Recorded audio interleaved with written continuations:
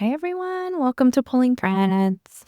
We are going to have an episode today to discuss something I personally have been processing lately, and hopefully it resonates to some of you. So, this is a time when I have gone through so much growth and made so many changes in my life. I want to talk about those moments when you've changed so much, done all of this inner work, healed old patterns, and become someone that you're generally proud of, right? Only to have someone treat you just like you used to be. And it's this acknowledgement that not everyone can see us. Everyone is ready to see us. Not everyone believes us right when we first start changing. Sometimes people hold us in an old version of ourselves from when we were children or teenagers or much, much younger. So it's frustrating, it's tender, and honestly, all sides of this are really human. So in today's episode, we're going to talk about what it means to evolve while still being seen through an outdated lens. How do we hold space for our own growth and each other's? And how do we trust that people will see us even when they haven't in the past? Then we're going to talk about when it's time to protect that growth and what that looks like. And that may sometimes mean walking away or taking breaks from people. First, I want to talk about this whole idea of evolving and growing and doing the work on ourselves, and then feeling like we're not being seen as our current selves. This can be really hurtful. As a therapist, I get a front row seat to many people's transformation. And I've certainly seen my own transformation over the years. I am a completely different person than the person I was a year ago and 3 years ago. So I know people can change. I see it every day. I see it sometimes from the beginning of a session to the end of a session. And sometimes it's slow growth for people, and sometimes it's really radical and like a reinvention. People can have awakenings that create change overnight. Most of us carry around a frozen story about people, right? We have our own narratives about ourselves, and then we have narratives about the other people in our lives and about who they were and how they treated us and how they made us feel. We do it to others and we do it to ourselves. Even when we say we believe in change, we often brace ourselves for old patterns in people to return. We brace ourselves for old patterns to return in ourselves. So we hold on to a version of someone sometimes that's just outdated. Why? Out of fear, sometimes out of self-protection. And sometimes we just forget to update the story. I think of myself in my original narrative that was written by the 8 and 9-year-old version of me. And I carried that story well into my 40s. So who am I to expect all of the people who've known me throughout my life to assume that I've rewritten the story and the narrative?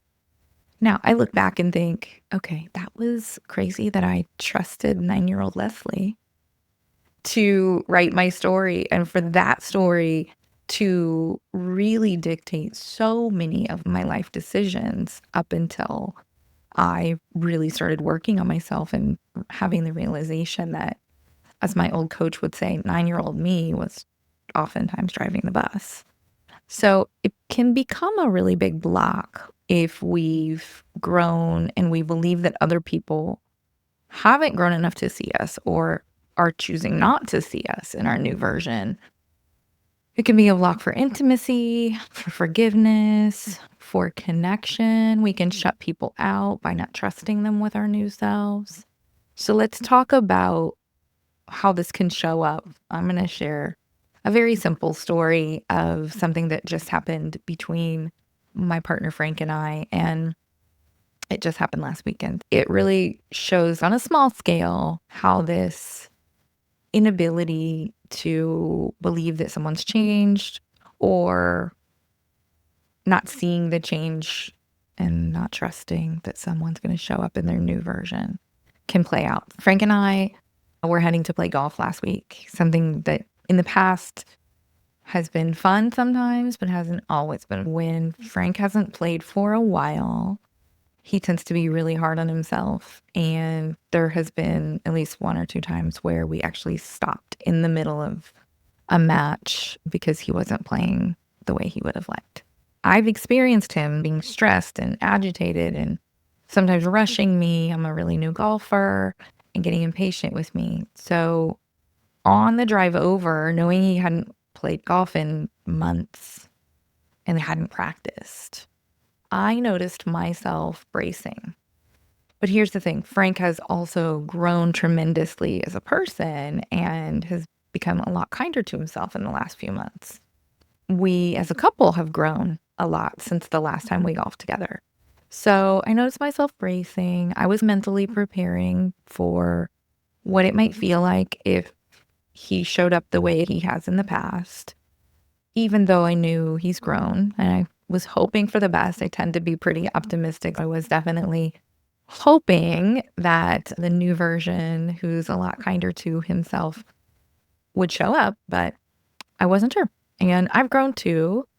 And like I said, we've grown as a couple and our communication dynamic has improved dramatically. We get about 3 holes in, and I just casually placed my hand on his leg every time we would get into the golf cart. But in those first 3 holes, he didn't feel he was playing that well. I was focused on how I was playing because it's been a while since I've golfed, and it's been a long time since I've golfed with him. I was thinking about how I was doing. I put my hand on his leg, as I always do anytime we're in the car or sitting next to one another. He immediately thought I was trying to soothe him, and he took it as patronizing. Like, he assumed I was thinking, oh, he's not playing very well. I need to calm him down and make sure he's okay. I wasn't thinking that at all. So he assumed, like in the past, I've gone into therapist mode in a situation like this. He's told me he doesn't want me to do that, which I listened.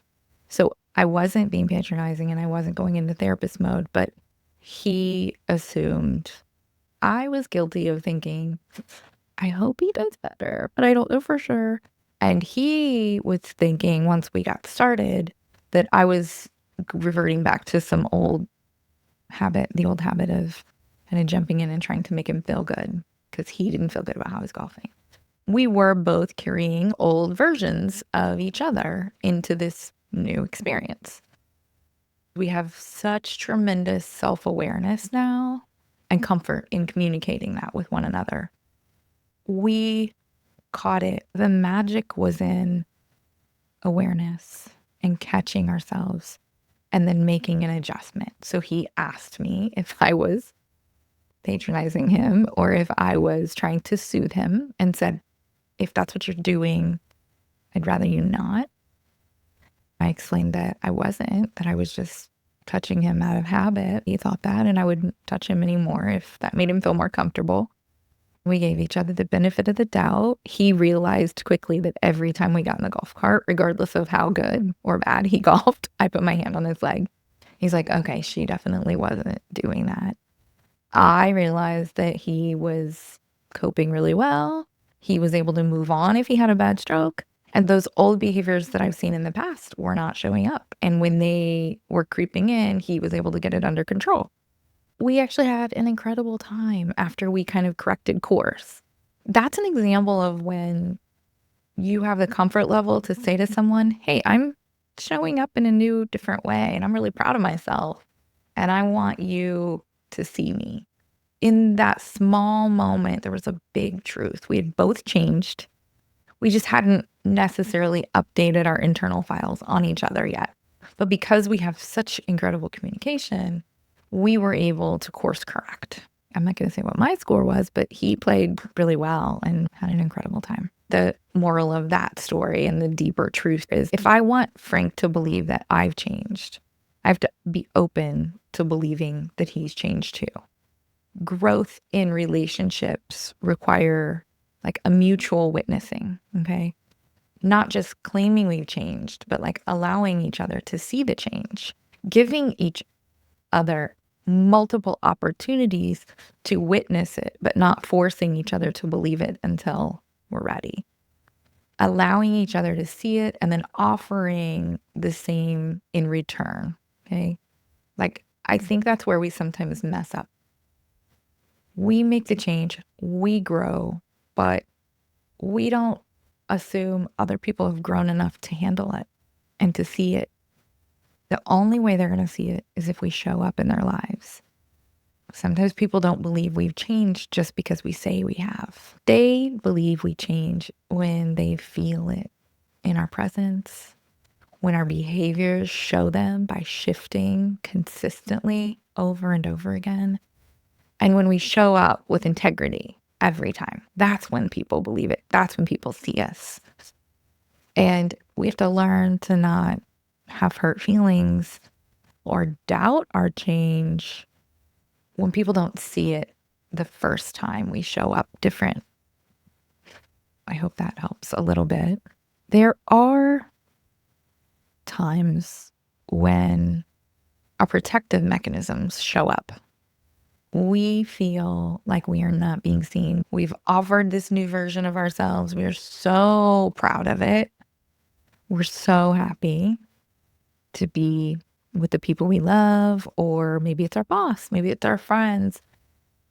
And we're presenting this new version, enlightened or aware. We feel good about it. But what happens when people don't see us? They don't feel seen by them. When they keep reacting to the versions of us that we've outgrown, or maybe we've just recently outgrown. In those instances, we start to protect ourselves, right? And that can look a few different ways, but it definitely kicks in because we probably love our new version, our new self, and we certainly do not want someone else's inability to see it to affect us and set us backwards and change us. So when people keep reacting to versions of us that we've outgrown, we definitely start protecting ourselves. So when we start to protect ourselves, it can look a few different ways. It can look like withdrawal, where we pull back, thinking, why bother? Like they're never going to get this.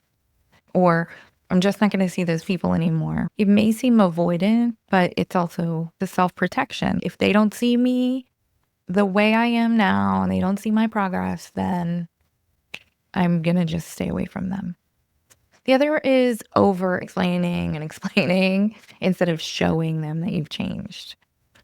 Conversely, we could do performing where we're overly showing them, exaggerating our growth. We're probably using our words and overdoing it with whatever we've changed. And then that creates a situation where we become exhausted. We might also become really shameful and think to ourselves, have I really changed? If they don't see it, maybe I haven't. And then that could lead to a regression where we think, well, they don't see it. I've tried so hard. Maybe I haven't really changed. That's the shame. And then our behavior starts reflecting it and we start behaving in our old patterns. If this is what they want, then this is what they're going to get. They're going to get the old version of me. These are all natural and normal reactions, but they don't serve our growth. They block connection, they pull us backwards, and they make us question ourselves when we don't need to. We know we've grown, we've changed. We are no longer the 9-year-old little girl. And we know that we no longer are locked in and limited by those beliefs and those old narratives. It's really important to understand that those are normal, but not healthy ways to react when we feel unseen in our growth. What are healthy boundaries for self protection?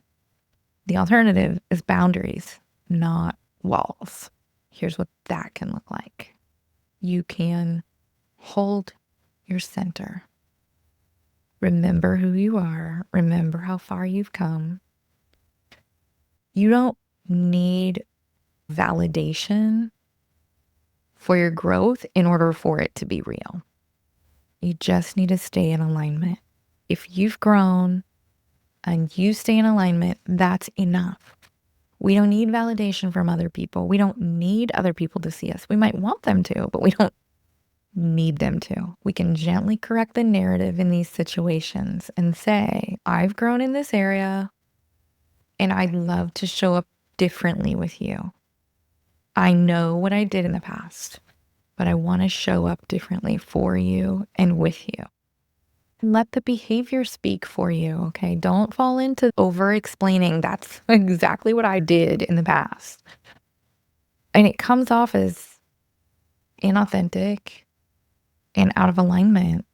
Let your actions be the evidence for your growth and change, and give people time and space.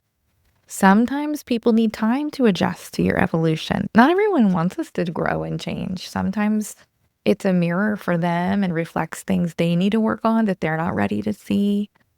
Be discerning. Are they truly unable to see me, or are they unwilling right now to see me? And are they unwilling right now, or are they always going to be unwilling? So boundaries allow us to say in our truth without abandoning others or ourselves. So healthy boundaries, not walls, not walking away from people, not shutting people out, but setting the appropriate boundaries.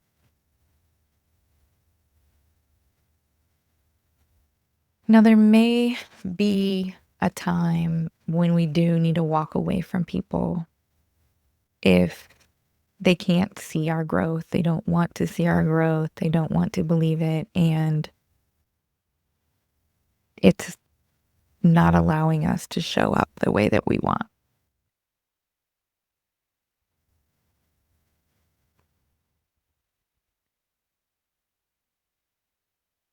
So, when is it time to walk away?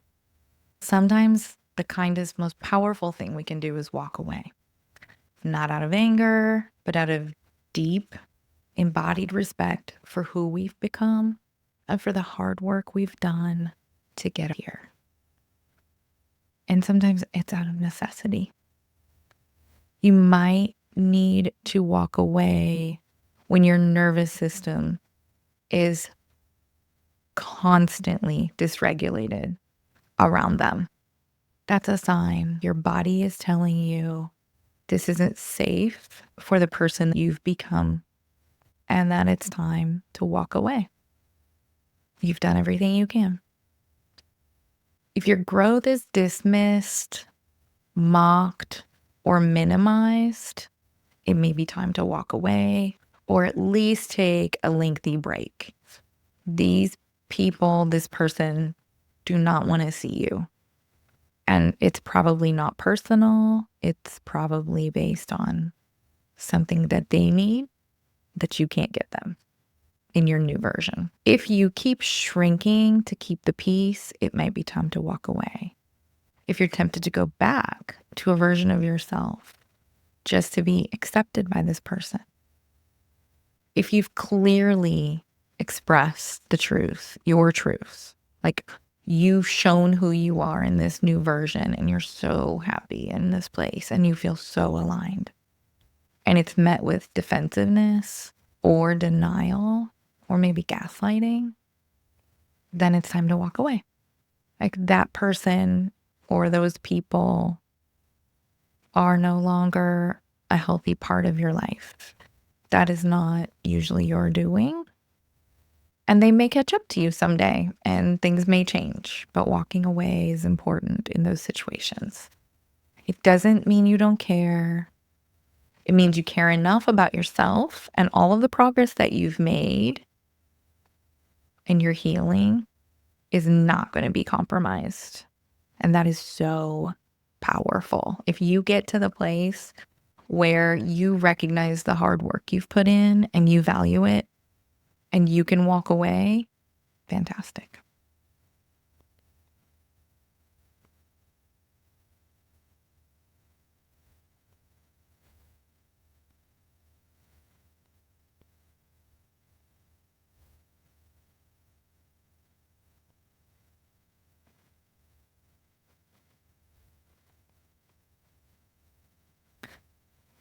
So you're going to walk forward in truth. Like you are allowed to outgrow dynamics that don't reflect a healthy version of you.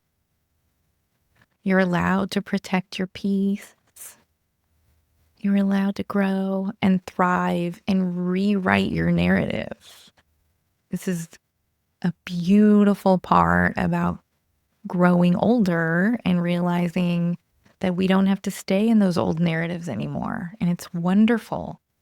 Thank goodness my 9-year-old narrative is no longer running the show. Like, who would put a 9-year-old in charge of their adult life? No one. But I did. And you are allowed to walk forward just as I was. Even if someone else is still holding on to the story of who you were and who you used to be, that's okay. Let them. And, you know, don't shame yourself or blame yourself for not being enough in this new version to convince that person. They're just not ready. So continue to ask yourself, who am I, but how do I want to show up? Am I in my current state doing and saying the things that I want to do? And then who no longer reflects or respects your evolution? It's a hard question, but we all might need to ask it at times. And then ask yourself, what will you choose to honor more, their comfort or your truth and your authenticity? I hope you choose your authenticity because the people in your life who will show up when you're authentic are magic. They are magic. And you deserve those people and those relationships in your life. Remember that. I hope this helps and resonates for some of you. If you love this episode, please subscribe and share it with others. We are all going through such a tremendous evolution this year. I don't know if you all feel it, but I certainly do. And there's just so much opportunity for growth that I feel like this is going to show up in more and more of our lives as time goes on. So remember to trust who you are becoming and release the need to be seen through old eyes. Thank you for listening. Subscribe, follow, do all the things. And until next time, I'm sending you lots and lots of love and light.